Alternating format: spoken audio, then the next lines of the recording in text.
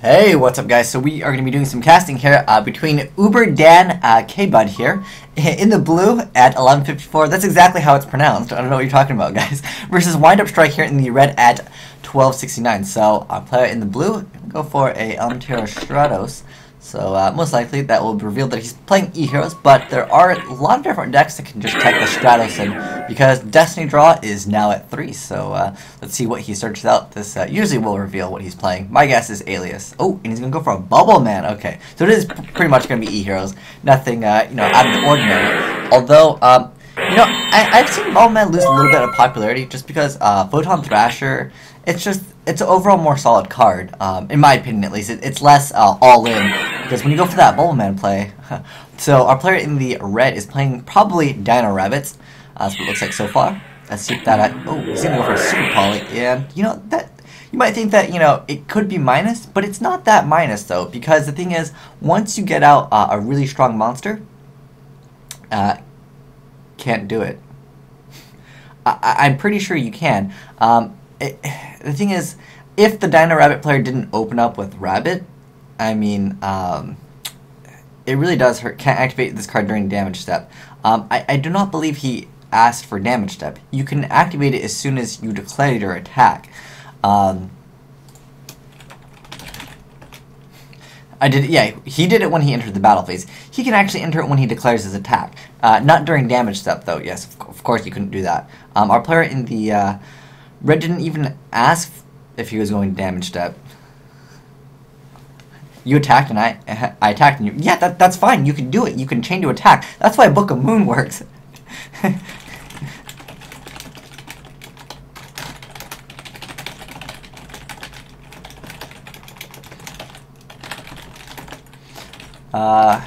Kitsune? Okay, so you clicked battle phase and instantly attacked. Okay. No time for a response. Well, honestly, what? He's gonna go for a guy in defense mode? The defense of 2600. I think it's kind of funny because the thing is, Gaia is an awful card. Like, he's good for one turn. I mean, he has the effect of, he basically has Honesty effect when he's summoned because he halves the monster and then you gain the same amount. So basically it's the same as Honest. And we see a special from Bubble Man, so that reveals probably a Call of the Haunted set, or perhaps, oh, there we go, see? That's what I get for playing E-Heroes way too much. I know how the deck works so well. And we see a Macrocosmos activated, and that's fine because our player, he's going to get the effect and he can actually pop 2 cards, and now he's like, it's cool, I'll pop these 2. Oh, what? You're going to activate the effect to search? Oh, I'm sorry, Uber Dan. Uber Dan, I love calling him that because there's probably someone in the comment section that says, that's not how you pronounce his name. No, it's Uber Dan, and then K-Bud.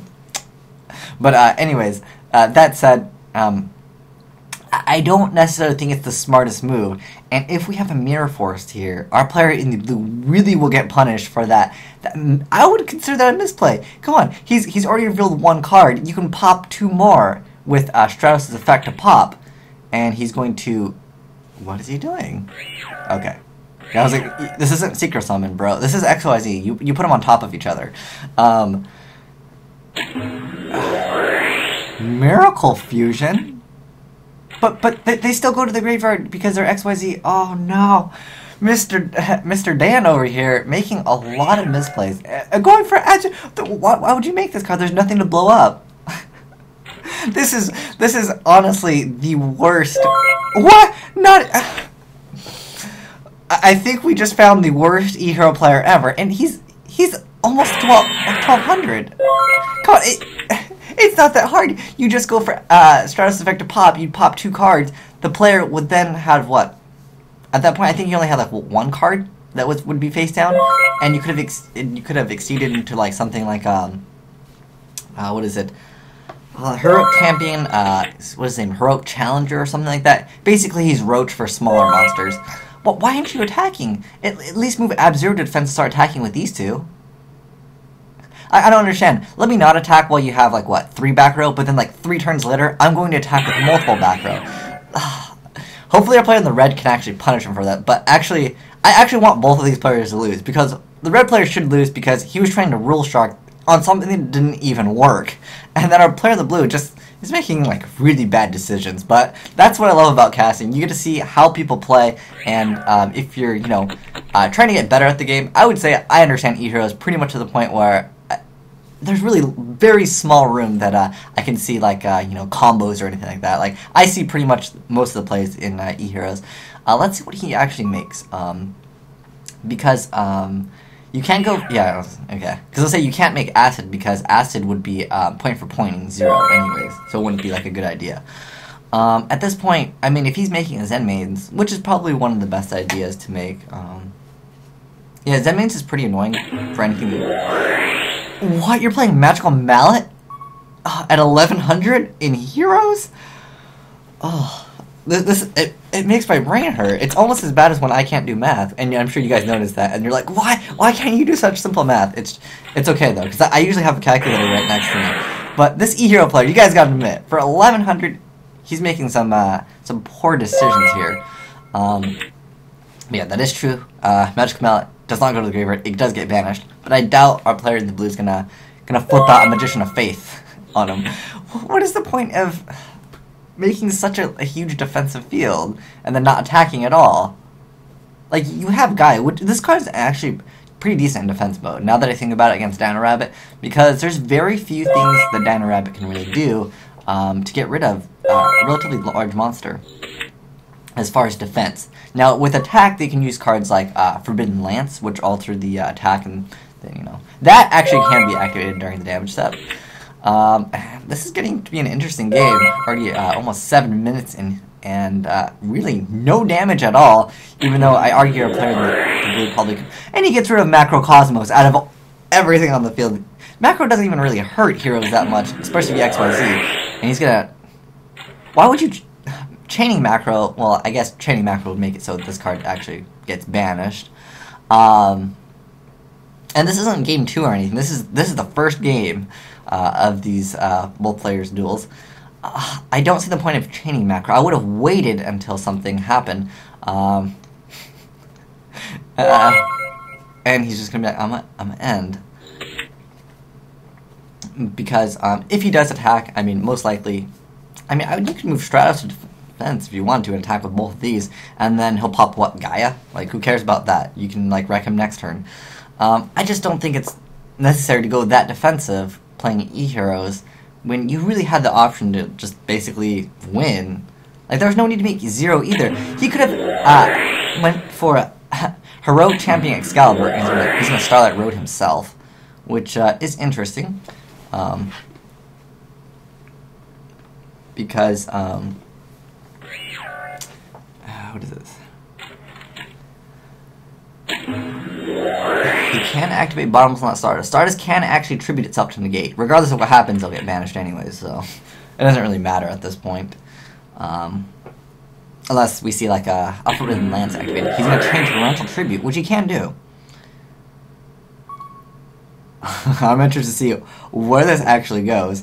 So, let's see if our player in the blue has like a Super Poly, which actually would be a very bad idea. But you never know because chain ends because when it's summoned on Bottomless. But you're chaining to its summon. What? I don't know, both these players are trying to rule shark each other. These guys are not very friendly duelists. So, he'll detach his Zen Mains, and then Absolute Zero will get its effect, and it will pop Zen Mains. Because this is whenever it leaves the field, it doesn't have to go to the graveyard. So, yes, good job, Uber Dan. You've realized that, because now, Zen Mains will have to pop a card, which is a mandatory effect. I mean, I'll probably end up popping, I don't know, probably this one, my guess is that one. So let's see what Wind Up Strike has to do. I wonder if that's a card, Wind Up Strike. And he's going to go with that Direct Guaiba, which is, like, fine. We get that 1500 in with Zen Mains, so good. But if we see a Mirror Force here, this could be pretty decent. At least to get rid of both monsters. Although, I mean, both players still have a relatively large hand. They both have, one face down. So, I mean, it could honestly go either way in this game. I mean, I don't think the Dino Rabbit player actually made any real misplays at the moment. Our hero player, I would definitely do. So he'll take 15, and then he's gonna. Why would you take 15 when you can just summon an alias in the first place? And you know what's gonna happen during the end phase here? Oh, he's gonna be like, no, I take it back. I'm not gonna take any damage. Oh no! After he already typed it in. This is actually hilarious. What our player in the blue actually should have done is, whoa. Not sure what happened there. Windows decided to go black screen on me for a second. Awesome. Anyways, I hope you guys can see that. But anyways, that said, game still goes on. He's saying chain to the attack, but then he took the damage already. But then Zenmain's effect still activates and you still pop a card. This is fail on multiple levels here. Oh, I don't think our E-Hero player is in a good position now. I mean, he activated Call of the Haunted when he really didn't need to. I mean, it saved him from some damage. But, I mean, I'm pretty sure actually that our player in the red most likely would have popped that card anyways. That other face down, because what would be the point of popping Call of the Haunted? Okay, so player in the red maybe has another tour guide? Because he's checking the vanished. Okay, like I said, it looks like he's going to go for a tour guide. And he says yes for the effect. And I don't think it's necessary to summon. You're just risking walking into a torrential tribute and essentially losing from that. Whereas, like, if you got Mirror Force or something, you'd be able to come back with that. But let's see what he makes. Because most players only play one Zenmains. So I'm actually kind of curious to see what he actually goes for. Oh, he's going to go for Levier. Okay. And I guess he can go for Sangan if he wants. But the thing is, Macro's out on the field, so I just don't see where this is essentially going. He's going for his alias. Okay. Guess he had another alias that he discarded earlier or something like that. Okay. So be a significant amount of damage. Whoa, what is up with my computer? I apologize, guys. I'm not sure what's happening. I think it's because I'm still running like another game in the background. I decided to alt tab out, and I was like, oh, let's go to Dueling Network. Beginning of battle phase. Oh, okay, that's still pretty good. I thought we were going to see a... Wait, I think Super Poly... I wish I could check, but I believe Super Poly actually has to send from the field to the graveyard, and Macrocosmos will not allow that. And so we're going to see a Mirror Force, and like I mentioned earlier... ooh, and another Starlight Road is activated. Wow.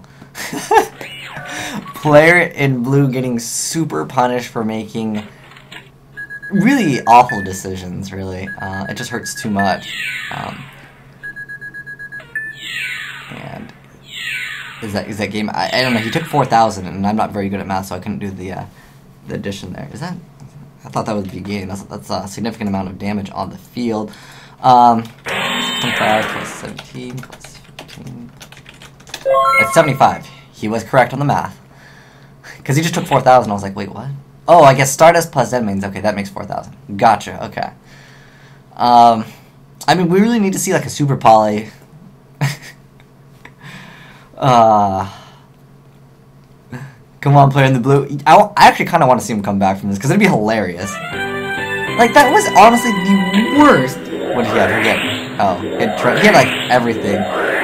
A player in the blue was mad about Macro, but you had the opportunity to basically win when you had such a large field and you have the option for Stratos to pop.